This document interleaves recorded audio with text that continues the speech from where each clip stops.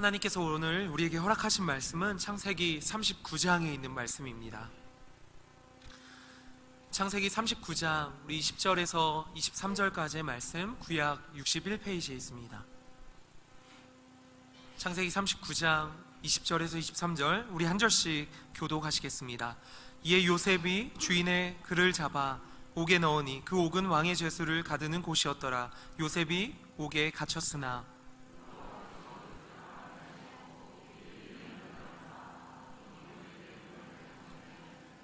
전옥이 옥중 죄수를 다 요셉의 손에 맡기므로 그 재반 사물을 요셉이 처리하고 전옥은 그의 손에 맡긴 것을 무엇이든지 돌아보지 아니하였으니 이는 여호와께서 요셉과 함께 하심이라. 여호와께서 그의 범사에 형통케 하셨더라. 아멘. 네, 여러분 설 명절 잘 보내셨나요? 아직 출타 중인 성도들이 많은 것 같습니다. 이번 마지막 오늘까지 설 명절 잘 보내시고 가족 간의 귀한 예배 또 명절이 되시기를 소원합니다.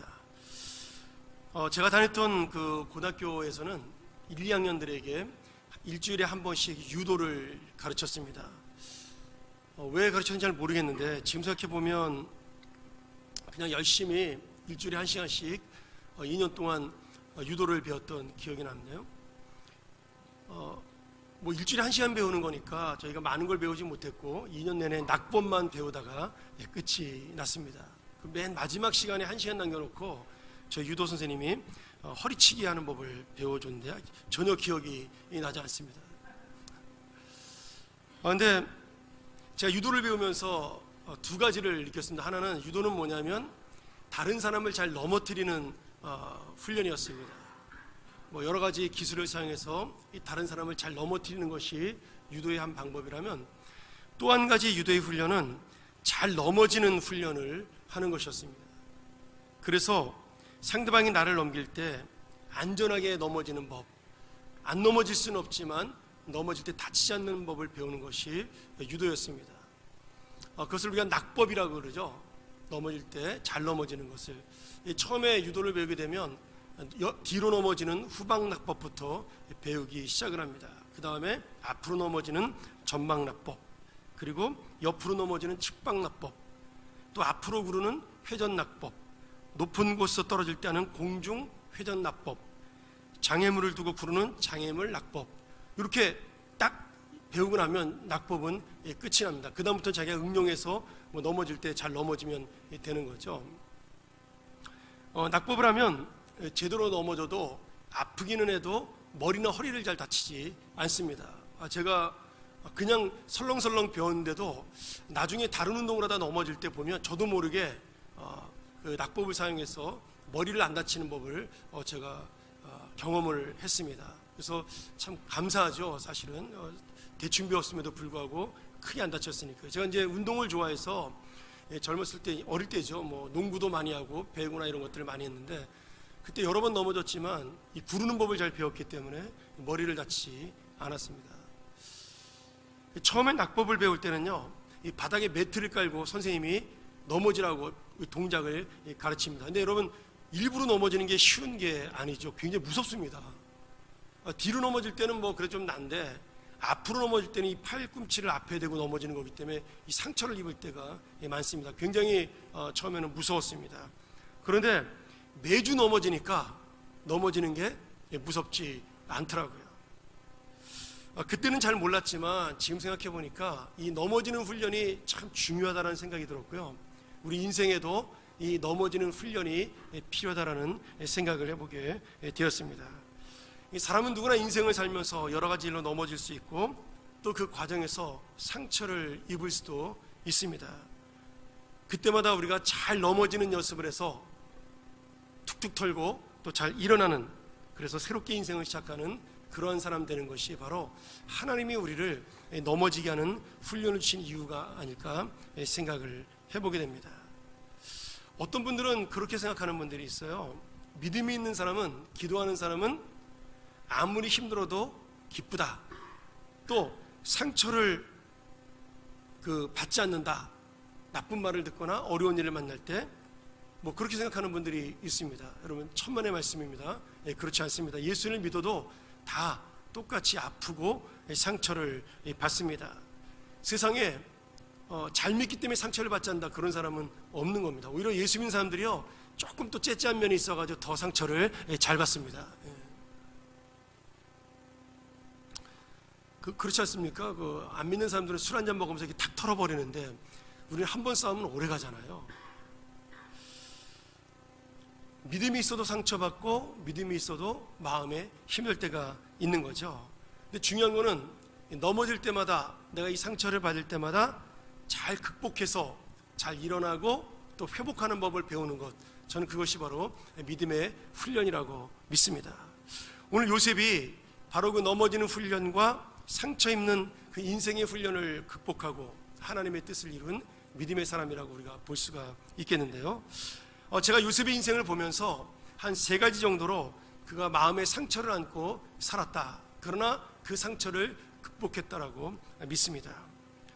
첫 번째는, 요셉은 제일 먼저 상처받은 것이 무엇이냐면 믿었던 사람들에게 받은 상처입니다. 그는 17살의 어린 나이에 형제들에게 배신을 당했습니다. 그리고 마음의 상처를 입죠. 그럼 한번 생각을 해보세요. 아니, 아무리 좀 얄미워도 그렇지, 동생이 싫어도 그렇지, 동생을 죽이려고 하고 노예로 팔아먹었다? 이건 뭐 그 상대방에게, 당사자에게는 엄청난 상처가 되는 거죠. 그것뿐만이 아니죠. 이 상처를 극복하고 보디발 장군의 집에서 열심히 종살이하면서 인정을 받을 만했는데 억울한 누명을 쓰고 감옥에 가게 됩니다. 내가 잘못한 일이 없는데도 불구하고 같이 일했던 종들, 그리고 자기를 신뢰했던 주인이 분명히 다 알면서도 자기를 감옥에 가두게 됩니다. 그리고 아무도 자기의 편을 들어주지 않습니다. 요셉이 받은 2번째 좌절과 상처죠. 3번째 상처는 뭐냐면, 요셉은 또 이런 마음을 가지고 감옥에 가지만 그 감옥에서도 열심히 성실하게 정직하게 행동함으로 그 간수장의 오늘 말씀대로 인정을 받게 되죠. 그래서 그 감옥에 있는 죄수들하고 친해지기 시작을 하면서 특별히 그 장관들하고 친해지게 되었습니다. 그때 한 장관이 자기의 꿈을 해석을 해달라 그러면서 그 꿈을 해석해 줬더니 그 장관이 너무 고마워하죠. 그가 3일 뒤에 복직이 될 것이라는 꿈을 꿨는데 요셉이 그것을 해석을 해주게 됩니다. 그때 요셉이 장관에게 간절히 부탁을 합니다. 당신이 이 기쁜 마음을 얻었으니까 혹시라도 석방돼서 그 자리에 복직하게 되면 나의 억울한 이 마음을 좀 당신이 해결해달라, 나의 죄를 없애달라고 부탁을 하게 됩니다. 그런데 이 장관도 석방되고 나서는 감옥에 있던 요셉을 까맣게 잊어버리고 맙니다. 요셉은 계속해서 믿었던 사람들에게 큰 배신의 경험과 상처를 가지고 살았던 사람이었습니다. 근데 여러분, 요셉뿐이 뭐 그런 상처를 받고 살겠습니까? 우리의 인생 가운데도 얼마나 그런 상처를 많이 받아요. 내가 믿었던 사람, 내가 의지했던 사람, 심지어는 내가 도움을 주었던 사람들조차도 나를 배신하고 모른 채 하는, 아니면 나에게 상처를 주는 그런 경험을 하는지 모릅니다. 여러분, 그래서 항상 원수는요, 멀리 있는 게 아닙니다. 원수는 가까이에 있습니다. 제가 누구라고 말은 못하겠고요, 항상 한 이불을 덮고 한 침대를 쓰는 사람이 주로 원수가 많이 되는 겁니다. 한번 생각해 보세요. 누구한테 제일 상처를 많이 받나 한번 생각을 해보시기 바랍니다.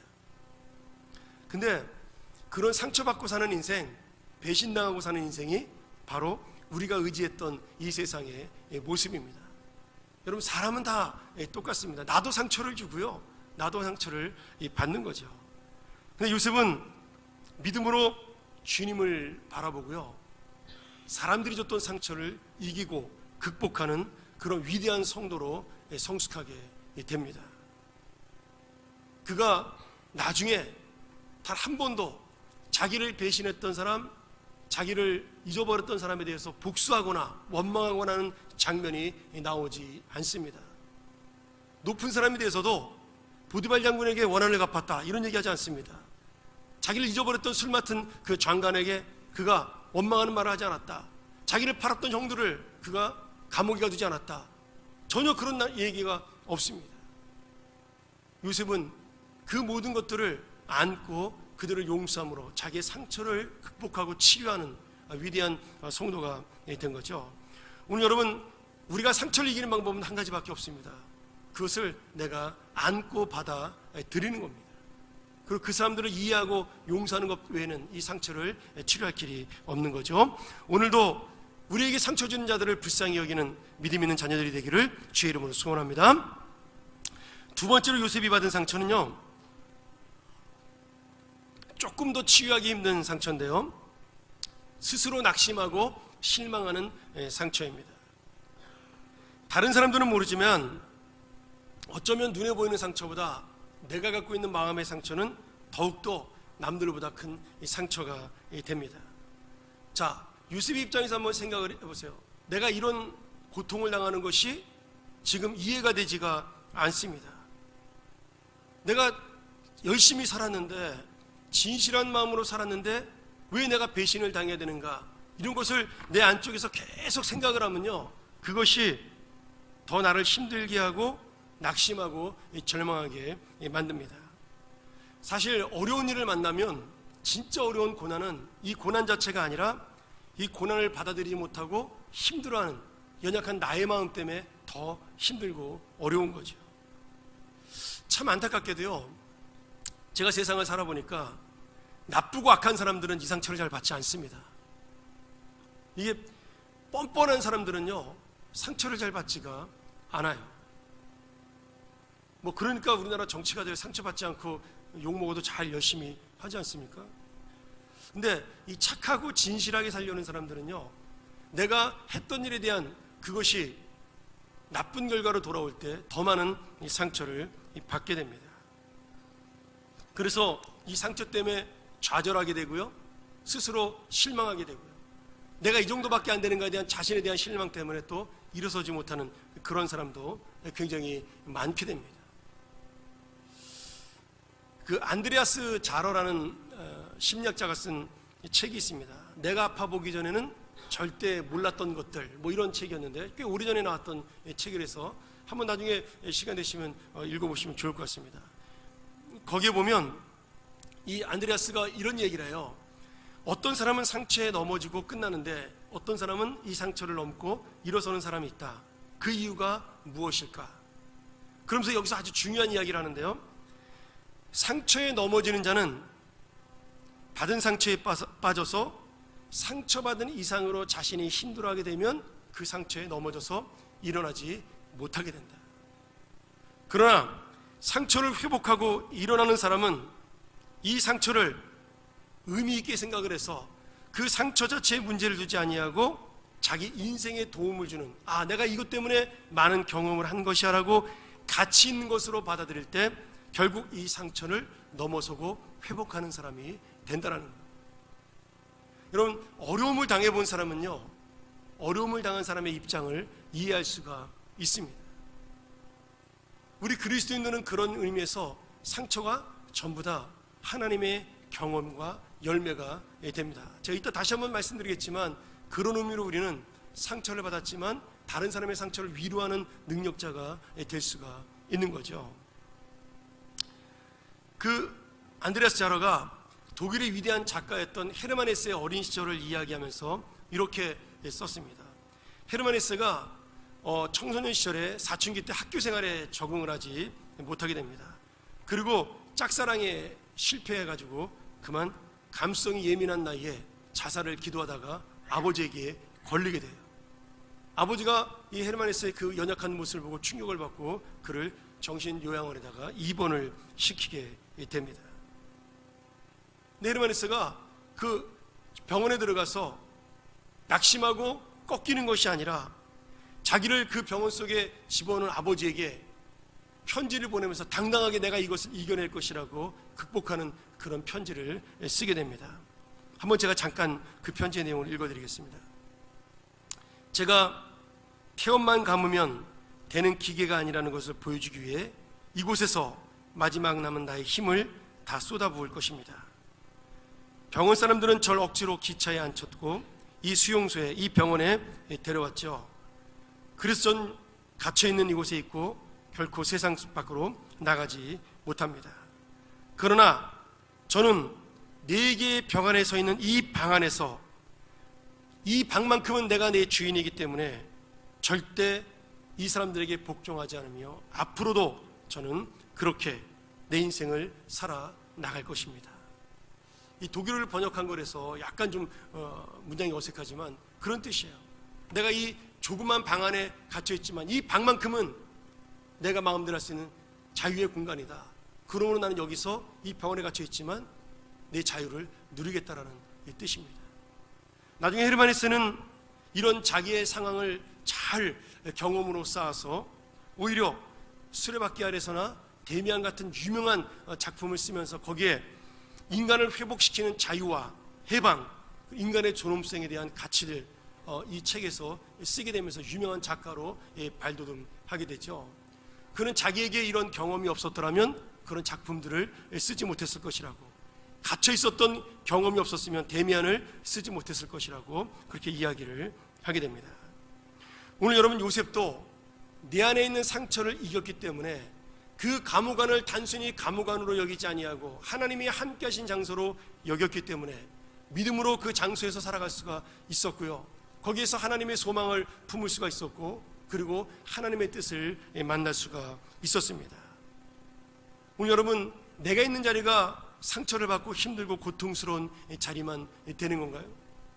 내가 있는 이 아픔의 자리, 병중의 자리, 내가 있는 그 절망의 자리, 아니면 상처받는 자리, 배신의 자리, 그런 자리에 있다 할지라도 이 자리를 통하여 배우는, 그리고 그 시간을 통하여 배우는 나의 경험은 오히려 하나님의 믿음의 사람으로 나를 세우고 하나님의 뜻을 더 깊이 깨닫고 다른 사람을 이해하는 놀라운 기회가 되리라고 확신합니다. 오늘 여러분, 누군가에게 아니면 내 자신 속에서 지금 힘들고 어려운 분이 있다면 이 말씀을 통하여 하나님의 소망과 용기를 얻는 귀한 시간 되기를 주의 이름으로 축원합니다. 세 번째 상처는 하나님께 받는 이 상처입니다. 어쩌면 예수를 믿는 우리에게 가장 큰 상처일 수가 있습니다. 여러분, 이 하나님께 받는 상처라는 말을 잘 이해하셔야 됩니다. 사실은 하나님께서는 우리에게 상처를 주지 않습니다. 우리가 하나님의 뜻을 잘 이해하지 못하고 하나님의 섭리를 이해하지 못하기 때문에 내 마음속에서 일어나는 좌절감입니다. 실망이죠. 하나님에 대한 실망, 신앙에 대한 실망, 기도해봤더니 안 되더라, 내가 기도한 걸 오히려 하나님이 들어주지 않더라, 내가 열심히 하나님의 뜻대로 살았더니 결국은 내가 이 꼴이 되었더라, 그러면서 마치 하나님이 없는 것처럼 절망하는 것, 그러면서 하나님을 떠난 사람들이 얼마나 많겠어요. 근데 그것이 극복하지 못한 결국은 신앙적인 상처가 되는 겁니다. 오늘 여러분, 사탄이 노리는 게 무엇입니까? 바로 이 낙심이라는 우리의 무기입니다. 낙심이라는 아픔이에요. 사탄은 이걸 통해서 우리를 하나님에게서 멀어지게 합니다. 우리의 마음속에 이렇게 속삭이죠. 봐라, 네가 그렇게 열심히 사는데, 진실하게 사는데, 믿음대로 사는데 하나님은 대답하지 않으신다. 하나님은 없는 거야, 아니면 너를 사랑하지 않는 거야. 이제는 한번 네 뜻대로 살아봐라. 네가 머리를 쓰고 네가 수단 방법을 가리지 말고 세상 사람들처럼 한번 살아봐. 하나님 말씀대로서 언제 성공하겠냐, 언제 복 받겠냐, 이러면서 우리의 마음에 속삭임을 줍니다. 이게 바로 믿음의 좌절을 주는 상처가 되는 겁니다. 성경에는 얼마나 많은 분들이 이런 사탄의 속삭임에 흔들리고 그리고 어려운 삶을 살았는지 모릅니다. 우리가 잘 아는 욥 같은 경우 보세요. 끊임없이 사탄은 욥의 세 친구를 통해서 네가 잘못한 거다, 네가 문제가 없다면 왜 이런 일을 벌어졌겠냐, 회개해라, 아니면 하나님이 너를 버린 거다, 얼마나 많은 실망을 줬는지 모릅니다. 다윗은 그렇게 올바르게 살려고 애썼지만 사울에게 20년 동안 가까이 쫓겨다니면서 도망자의 생활을 했습니다. 아무 잘못도 없는데 오히려 나라와 민족을 위해 열심히 일했는데 그에게 돌아온 것은 반역자라는 누명이었습니다. 동굴로 숲으로 산으로 수도 없이 도망다니면서 이 다윗의 마음속에 정말 하나님이 살아계시다면 내가 왜 이런 일을 만나야 됩니까? 라고 수도 없이 기도하고 또 기도하면서 어떤 때는 절망하지만 어떤 때는 또 하나님의 은혜를 받고 다시 일어서며 그렇게 자기 자신을 믿음으로 일으키며 살아갔던 사람이 또한 다윗이었습니다. 오늘 여러분, 요셉의 인생도 마찬가지죠. 아무리 열심히 살아도 하나님 이야기를 돕지 않는 것처럼 보입니다. 내가 이렇게 살았더니 하나님은 결국 나를 종살이하게 만들더라. 내가 더 열심히 진실하고 성실하게 살았더니 하나님은 나를 감옥에 가게 하시더라. 내가 정직하고 성실하게 하나님의 일을 감당했더니 내 사업을 망하게 하시더라. 이것이 바로 우리가 하나님에게 받는 상처입니다. 젊은 사람들이 하는 말 중에 이런 말이 있죠. 부러워하면 지는 거다. 여러분 들어보셨나요? 부러워하면 지는 거다. 내가 그 친구와 다른 길을 선택했는데 그 친구가 더 잘 됐을 때, 야, 부럽다. 내가 저 길을 갔더라면 어땠을까? 이것이 바로 지는 인생입니다. 그래서 많은 사람들이 이 부러움은 지는 거다라는 말을 사용하죠. 지금 너에게 있는 행복을 찾아라. 지금 너에게 있는 만족을 찾아라. 그 사람을 부러워할 시간이 없다. 너에게 주신 삶의 의미를 찾아라. 저는 참 좋은 말이라고 생각을 해요. 근데 제가 이 말씀을 보면서 하나 더 생각이 났습니다. 우리 예수 믿는 사람들은요, 부러워하면, 세상 사람들을 부러워하면 지는 건데 하나 더 있습니다. 따라하면 더 지는 겁니다. 그들을 따라가면 완전히 패배하는 겁니다. 오늘 여러분, 상처를 극복하지 못하면 예수를 믿으면서도 하나님에 대한 존재가 희미해지니까, 나를 사랑한다는 사실이 내 마음속에 믿어지지 않으니까 내 방법을 찾고 세상의 방법을 찾고 사람의 방법을 찾게 됩니다. 그러면서 다른 사람이 성공했던 방법을 따라가죠. 다른 사람이 잘 나갔던 방법을, 그것이 성경적인 방법이 아니라 할지라도 우리가 따라가게 만듭니다. 여러분, 이것이 바로 세상에 지는 겁니다.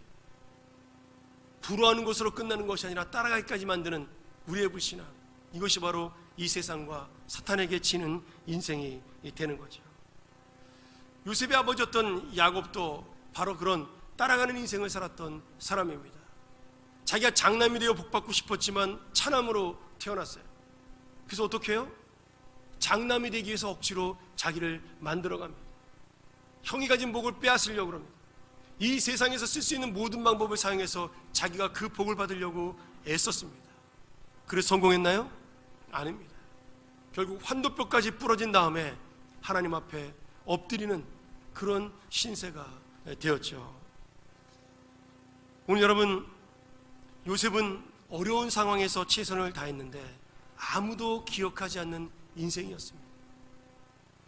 아무 희망 없이 감옥에서 하루하루를 보내는 인생이었습니다. 그래도 그는 세상을 따라가거나 세상을 부러워하거나 세상을 그는 좋아하지 않았습니다.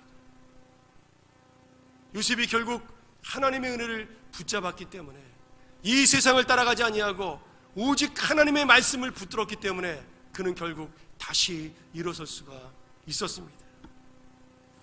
오늘 여러분, 요셉의 인생 또한 우리의 인생일 수가 있는 거죠. 아무도 나를 인정하지 않습니다. 내가 주님의 일을 그렇게 열심히 했는데 아무도 내 편을 들어주거나 아무도 나를 인정하지 않는 겁니다. 아무도 나를 칭찬하지 않는 겁니다. 내 삶은 여전히 어렵고 힘들고 괴로운 겁니다. 하나님만 바라보고 살았는데 내 삶에 변화가 없는 거죠. 사람들은 그때 우리에게 말합니다. 야, 바보야, 왜 그러고 사냐? 너만 잘못된 거야. 다른 사람들 봐라, 다 이렇게 사는데 너만 혼자 그렇게 어리석게 사냐? 그때 우리의 마음속에, 에이, 안 되겠다, 그만두자, 나도 한번 다른 사람들처럼 살아보자, 이렇게 따라하면 믿음으로 지는 거죠. 얼마나 많은 사람들이 성도라는 이름을 가지고도 이 부러워하다가 따라다가 지는 사람이 되는지 모릅니다. 우리가 믿음이 있다고 해서요, 날마다 하하호 즐겁게 지낼 수가 없습니다. 아플 수도 있고 힘들 수도 있고 망할 수도 있고요, 안 될 수도 있습니다. 그럼에도 불구하고 견딜 수 없는 내 안의 고통 속에서, 나를 배신하는 사람들의 그 웃음 속에서, 내 마음대로 되지 않는 현실의 어려움 속에서 고통으로 내 얼굴이 일그러지고 속이 상하여도 주님이 함께하는 믿음을 놓치지 않는다면 반드시 하나님의 열매는 여러분의 인생 가운데 맺힐 줄로 믿습니다. 오늘 여러분, 하박국 선지자가 뭐라고 말씀하셨어요? 의인은 믿음으로 말미암아 산다라고 말씀합니다. 하나님이 그에게 보여줬어요. 외양간의 송아지가 다 도망을 가버리고 없습니다. 포도나무에 열매가 없이 앙상합니다. 감람나무에 아무것도 맺히지가 않았습니다. 그때 하나님이 하박국 선지자에게 물어보죠. 그래도 너는 나를 믿고 살겠느냐? 그래도 오직 의인은 믿음으로 말미암아 살리라. 이것이 하박국 선지자의 고백이었습니다. 사랑하는 여러분, 이 믿음으로 살았던 요셉은요, 이 상처와 절망을 극복하고 그리고 다른 사람을 돕는, 다른 사람을 살리는 인생으로 나아갈 수가 있었습니다. 오늘 오직 의인은 믿음으로 말미암아 살리라는 이 고백이 나의 고백 되기를 주의 이름으로 간절히 축원합니다. 제가 여러분에게 헬리나 웬 그 영성학자가 쓴 상처 입은 치유자라는 책을 좀 소개하고자 합니다. 헬리나 웬은 너무나 잘 알려진 학자죠.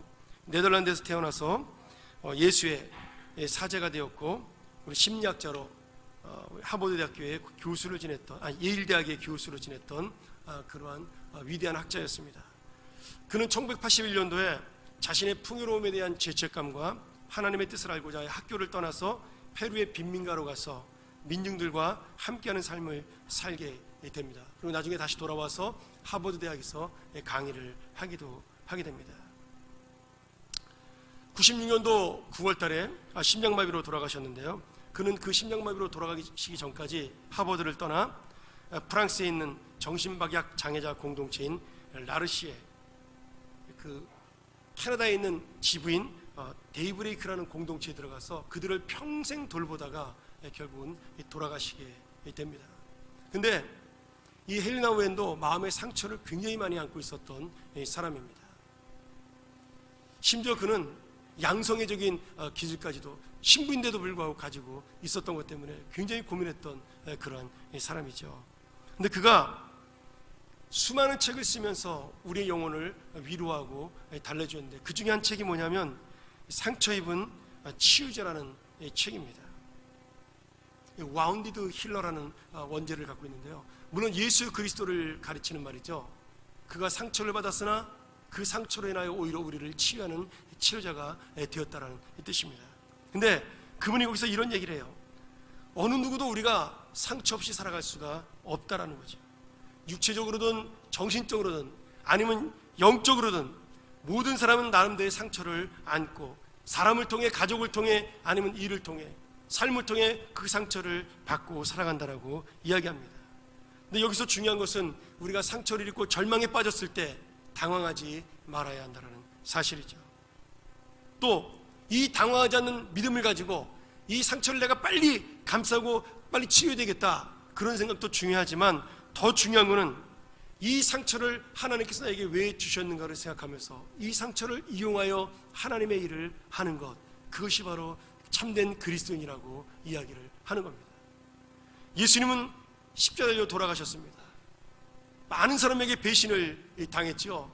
그러나 그 상처를 가지고 수많은 사람들을 안는 구원자가 되셨습니다. 자신을 배신했던 사람도 안으셨고요, 자기를 떠났던 제자들을 다시 세우는 위대한 치료자가 되었습니다. 그래서 우리 역시도 우리의 상처가 더 이상 아픔이나 부끄러움이나 괴로움으로 남지 아니하고 다른 사람을 위한 경험이 되고 그것이 하나님의 뜻이 될 때 우리는 비로소 상처를 입은 자임에도 불구하고 나는 상처 입은 치료자, 상처 입은 치료자가 될 수 있다라고 그렇게 고백을 하고 있습니다. 여러분, 그렇습니다.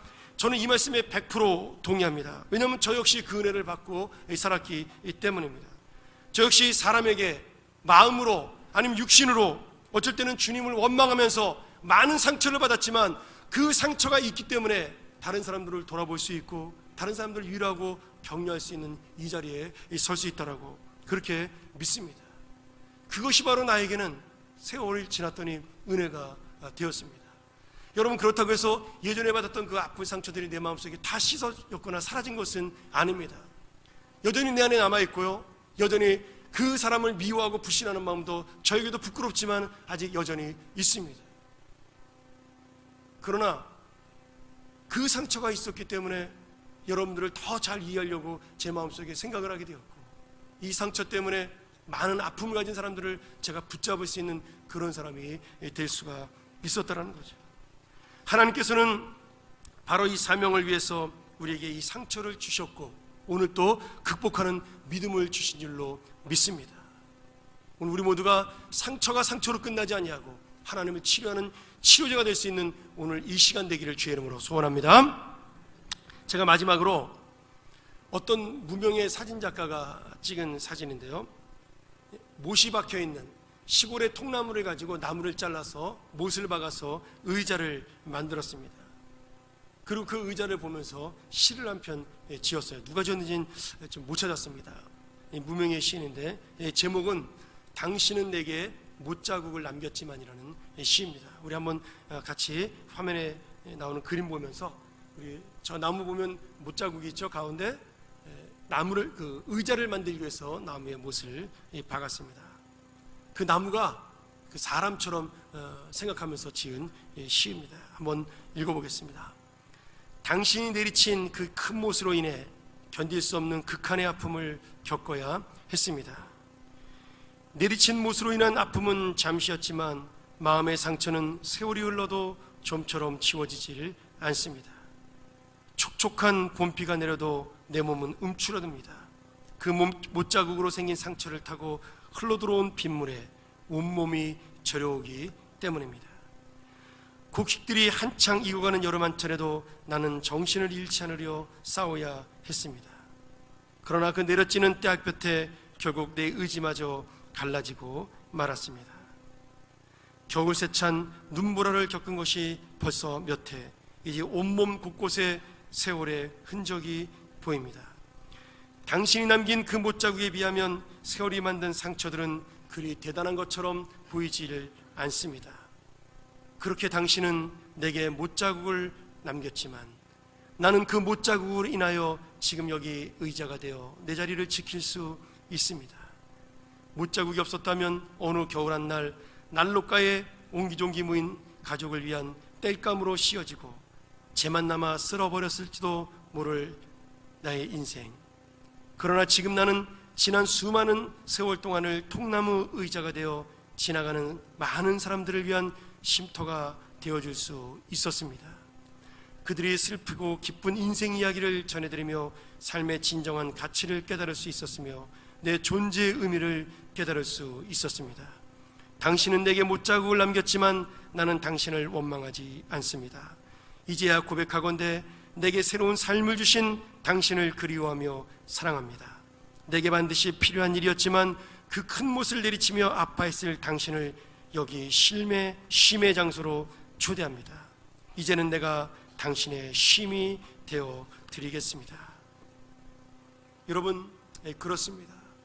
하나님께서는 우리를 통나무보다 더 큰 주님의 사람으로 만들기 위하여 여러 가지 상처를 주셨고요, 우리를 자르고 갈라서 하나님의 사람으로 만들어 놓으셨습니다. 그리고 지금 우리의 인생을 바라보면 통나무 의자보다 더 놀랍고 위대한 주님의 은혜와 신비를 만나는 인생입니다. 우리 여러분, 이것을 깨달은 자가 바로 상처를 이기고 절망을 이기고 하나님의 뜻을 이룰 수가 있습니다. 나에게 왜 이런 어려움을 주셨을까요? 나를 왜 감옥에 가두었을까요? 나를 왜 종살이하는 것처럼 남에게 매어 살게 하시나요? 저 사람이 없었더라면, 이 문제가 없었더라면, 이 고통이 없었더라면 여러분, 그렇게 우리가 하나님 앞에 원망하는 것이 아니라 그 고통 때문에, 그 사람 때문에, 그 자리 때문에 내가 오늘 여기에 있게 되었습니다. 내가 오늘 하나님을 향하여 사용될 수 있는 하나님의 사람이 되었습니다. 오늘 다시 한번 이 상처와 절망을 이기고 이 통나무 의자보다 더 놀라운 고백으로 하나님을 기쁘시게 하는 우리 상처를 극복하고 이기는 승리자, 상처를 입었으나 그것을 회복하는 놀라운 믿음의 아들, 믿음의 딸, 그리고 이 상처 입은 치료자가 되시기를 주의 이름으로 간절히 소원합니다. 우리가 한번 시간 주님의 말씀 기억하면서 통성으로 기도했으면 좋겠습니다. 하나님께서 내게 여러 가지 어려움과 아픔을 주셨습니다. 어떤 때는 사람을 통해 상처를 주시기도 하고요, 어떤 때는 여러 가지 상황을 통해, 문제를 통해 저에게 아픔을 주기도 하셨습니다.